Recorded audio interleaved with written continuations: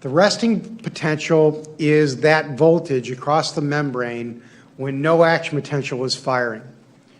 In a typical muscle cell, it's about minus 90. In a typical nerve cell, it's about minus 70, all right, millivolts. And what that means is that that membrane voltage is the voltage inside the cell relative to the voltage outside the cell. So if a voltage is negative, let's say at negative 70, that means there's more negative charge inside and more positive charge outside. And the inside is negative relative to the outside. Okay? That is by convention. I did not make that rule up. It was made up probably sometime in the 1950s. And it's too late to change it now.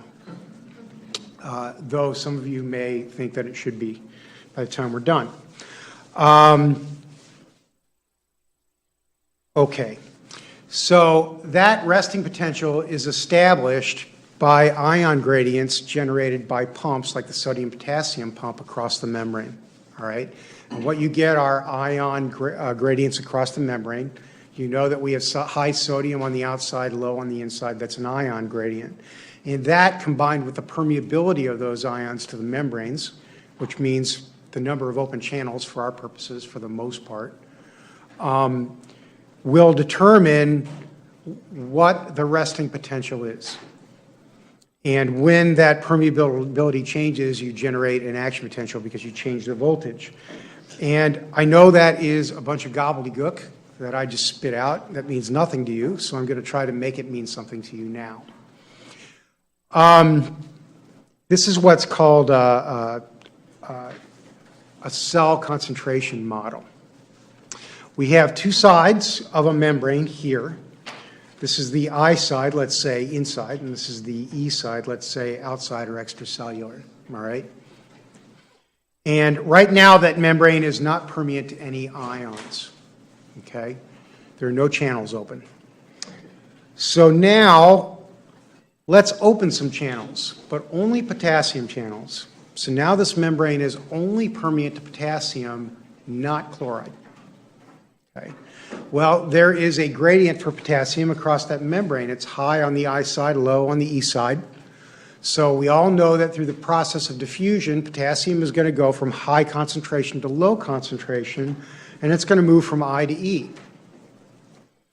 Now, here's the trick. As that happens, the outside, the E side, becomes positively charged because I have an excess, a very slight excess, of potassium on the outside relative to the inside now. And I also have an excess of chloride inside relative to the outside now. I mean, it's not balanced either.